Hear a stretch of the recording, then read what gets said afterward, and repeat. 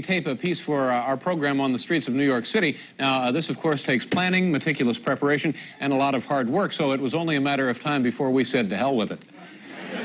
Instead, we decided to wander around aimlessly, pick up a couple of strangers, and hang around with them all afternoon. And here, boys and girls, is what happened. Hi. Oh, how are you today? Good. How are you? Good. What's your name? Right outside their hotel, we met Neil Bordy and Tanya Anderson, just in from Louisville, Kentucky for a weekend vacation. Indianapolis. What are you doing right now? We're just getting ready to go out and do a little sightseeing. And would you mind if we came along with you? Would that bother you? Because as it turns out, we really have nothing to do today. It's too bad. Yeah. They planned to spend the afternoon sightseeing and agreed to let us tag along. I'm guessing it was the jet lag. Taxi! Hey! Right here! Taxi! Huh? What? Empire State Building. And step on it.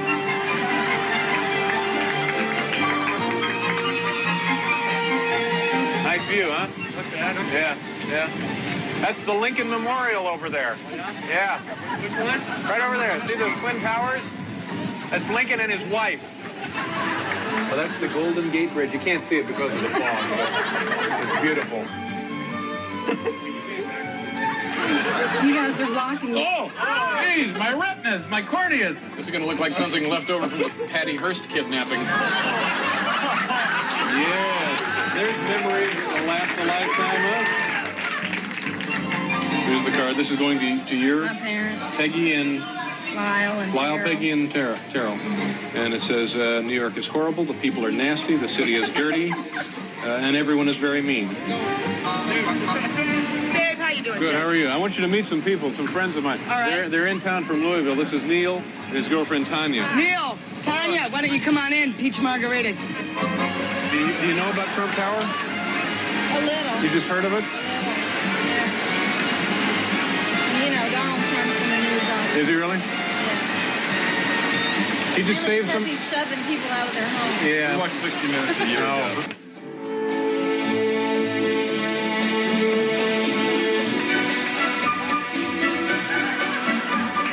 Hi, how are you? Are you the security man? Yes.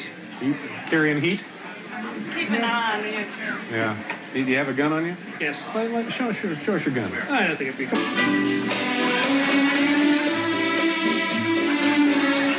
Let me pat you down. No, come on no, over. no, Come here. necessary. Come on over No, here. no. Let me just see if I can find where your gun is. Please. No.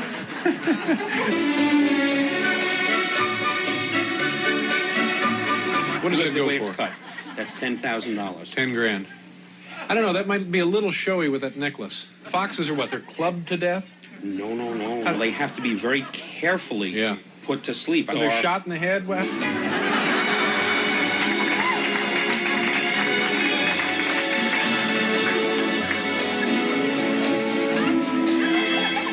Thank you very much. Go on in. Thank you again. The royal treatment. Oh my gosh. Don, Dave Letterman. Nice to see you. How are you? Nice seeing you. Nice. Would you like to come into the office? Yeah, let's go into the office. Because I need to talk to you about the heating in my building, Don. Don, where is Doug Flutie, for heaven's sakes? Doug! Where the hell do you have him? All right, I have one more question and then we're out of here. It's the middle of a Friday afternoon. You didn't know we were coming. Absolutely. You said, come on up. How busy can you be? I have nothing to do. You know my truth? I have nothing to do. I wish I had more to do. What would you be doing if you I'll go could to do it? Louisville. You should. We'll do a couple of real estate deals in Louisville. There's a spot over here down on the carpet. Look into that. Thank you very much. Bye-bye. All right, let's get out of here. Don't touch anything. Let's go. Let's keep going. That's about it. And after this, you're pretty much on your own. Nice meeting you. right. Take Thank care. you. Have a good time. Thank you. Bye-bye. Bye-bye. Keep your hand on your wallet. All right, bye-bye.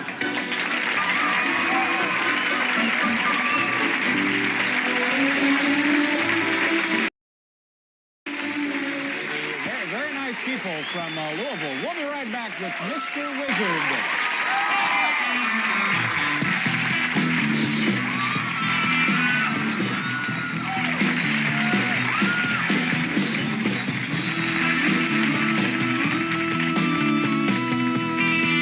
Has enough money to give everyone in the audience tonight $1 million.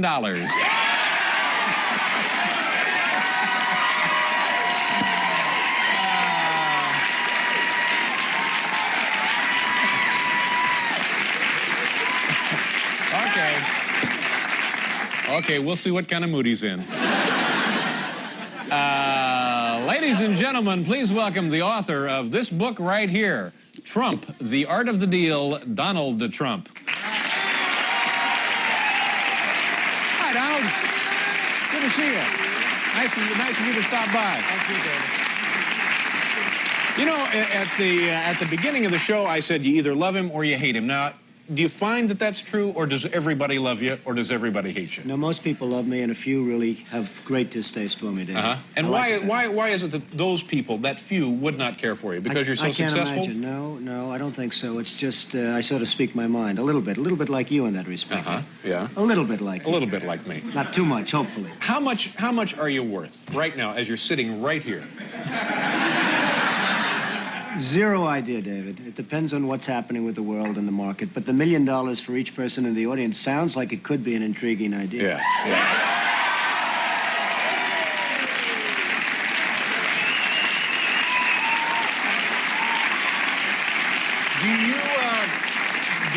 Do you make more money? You own casinos. How many casinos do you own? We have 4 casinos. 4 casinos in Atlanta? Paradise Island, Atlantic City, and it's really been very fabulous. Now, do you make more money from the casinos or more money in real estate development? Well, probably real estate in a sense, but real estate is an appreciation business, whereas the casinos are cash flow. And I don't know, I never really even think of it in those terms. I try doing a great job. I think we have the best hotel casinos in the world, and hopefully I have the best real estate in the world with Trump Tower and everything, and that's what I like. All right, now let's get back to the assessment of your wealth for a second.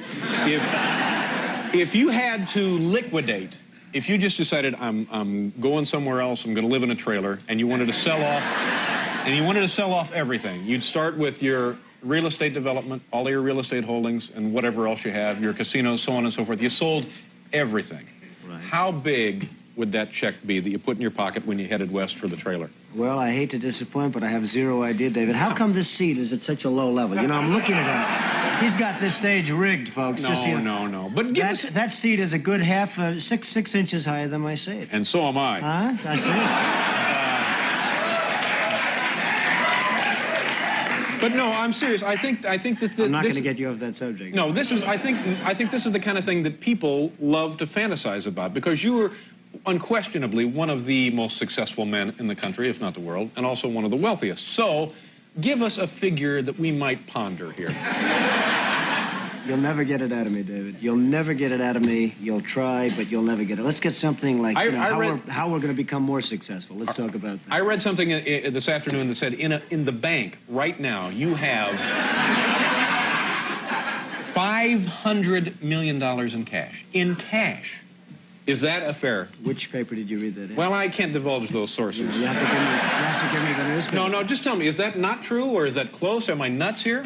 Well, I don't know. You have to tell me where you got that, David. This is a very unusual interview, folks. You won't put a figure, just an imaginary figure? Never would. $1 billion. You're worth $1 billion? Perhaps. Perhaps. Perhaps. Are we the low side of perhaps or the high side?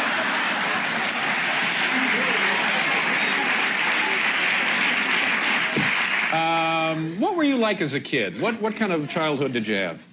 Well, I had a good childhood, wonderful parents, really good parents, and it was a good, solid childhood, I'd say. Very normal in a lot of respects, but a very, very solid childhood. Yeah.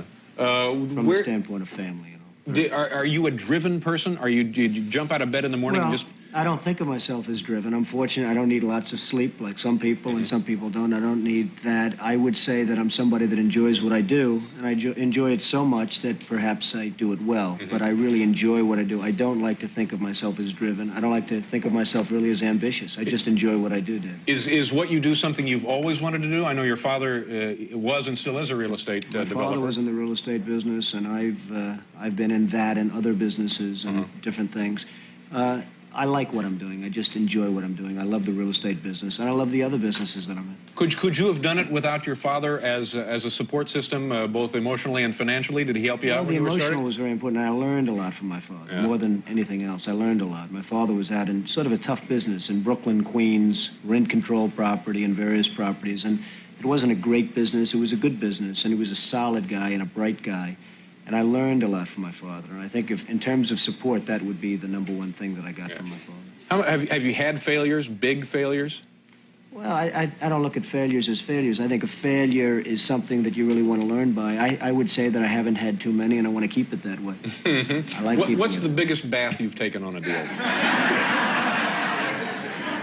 I don't know if I can answer it yet. I mean, let's see what happens. So far, I've been very fortunate. But, I mean, we've all been fortunate. Markets have been going up other than a few weeks Now, did you ago. get hurt in the stock market then? Not particularly, but I think everybody gets hurt because when you lose $1 trillion or whatever throughout the world, I suspect everybody's hurt indirectly. I'm in the real estate business. You sell apartments, you sell this, you sell that. Perhaps people don't have as much.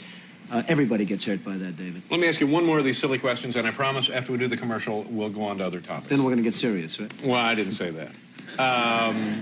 What would it take, what kind of a hit would it take to get your attention where you would maybe need a drink? Where somebody came in and said, Don, we got some bad news. Woo!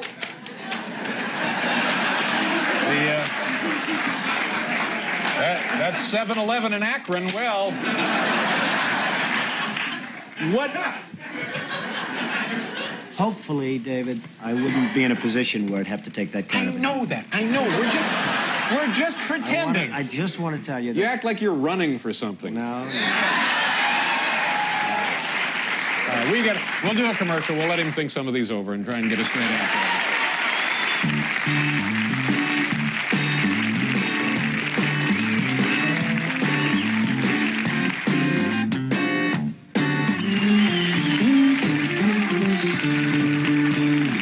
Okay, Donald Trump is here.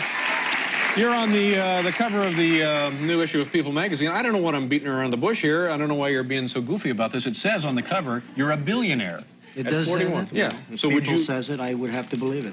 When people say so... what's the deal with you and Ed Koch? Is this an old irritation between the two of you, or is this something new? No, it's really not. Ed Koch is a man who I've liked at some points in terms of... I have no objection to Ed except for one thing. He's not a very capable or competent mayor. He's done... Whoa!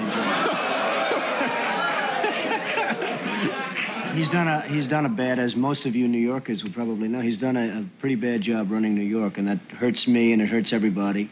And when I see somebody that's not competent and he's running something, and something that I have really a big stake in, it bothers me, and I do something about it. Are you speaking from a position of somebody who has a lot of really, really special interest in the city? No, it's not I do have a special interest. I have a special interest in New York. New York City is a hot city. It's a great city. It's the greatest city in the world, according to many, and according you're here, and we're also here. Right. And I hate to see some of the things happening with New York that have happened under the Koch administration. So I hit him pretty hard in the book, but I hit him fairly in the book. I hit him very fairly. Yeah. Probably very hard in the book, but very fairly. Is it kind of a pointless defense to say that this city is so big that it is actually unmanageable to a certain extent, and he's doing the best he can, sort of just tending it day to day? No, I don't think so. I mean, I hope that's never a defense of anybody. I did the Woolman skating rink in 4 months for $2 million or $2.5 million. They started 7 years before that and were unable to build it. I think they spent something like $15 million. This is a huge ice skating facility in Central Park, which the city was... 7 years. 7 years. 7 years, they could not get it open. They could not build it, Yeah. and we did it in 4 months. So, you know, you say, hey, it's big and everything else, and give them a little bit more time, but the fact is, that's a disgrace. The zoos are a disgrace. The subways, the schools. But Really, David, it's really management. It's management, it's competence, it's capability, it's just basic ability, and Ed Koch doesn't have it. Yeah, but you're speaking again from the over the fence in private enterprise. He's trying to run a municipal administration. It can be done. You think it could be done? Absolutely. By the right person, it could be done. Yeah. Any thoughts? I mean, would you want to be mayor of this city? No, I wouldn't want to be mayor. It'd run very well if I was mayor, but I would not want to be the mayor of New York. Is there something you do want?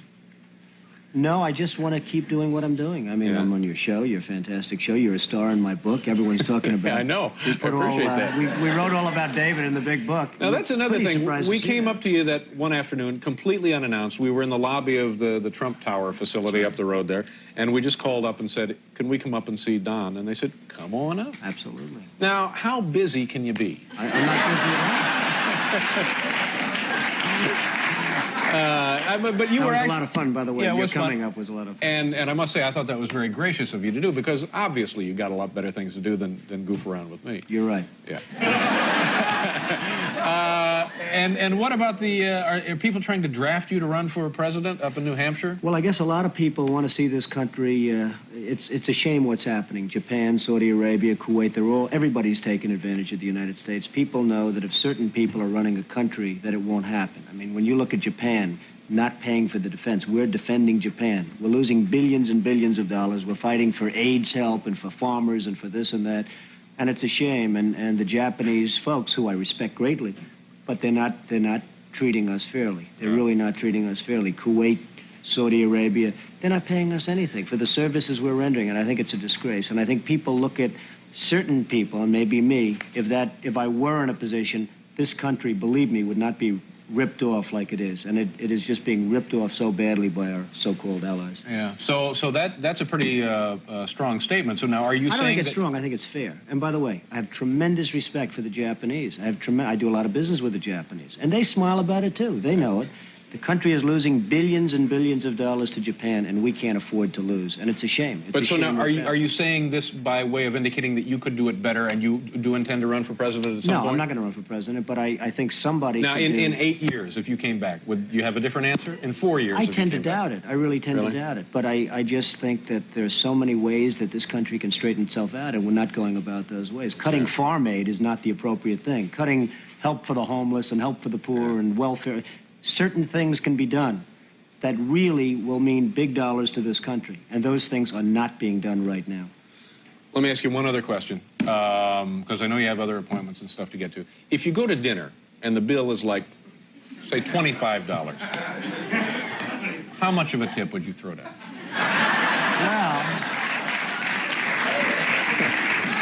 you know, the way I feel about tips, if somebody does a super job, I give more than anyone. And if somebody does a lousy job, I probably give less than anybody. And that's the way I feel about life.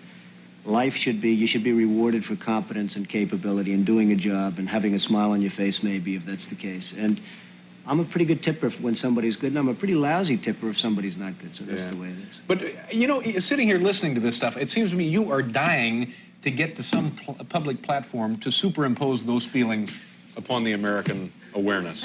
Well, maybe so, but I'm not. I would like to have the feelings known and let somebody else do it, and it can be done. If the ball's carried correctly, it can be done. Yeah, but if you want something done right, do it yourself. Here's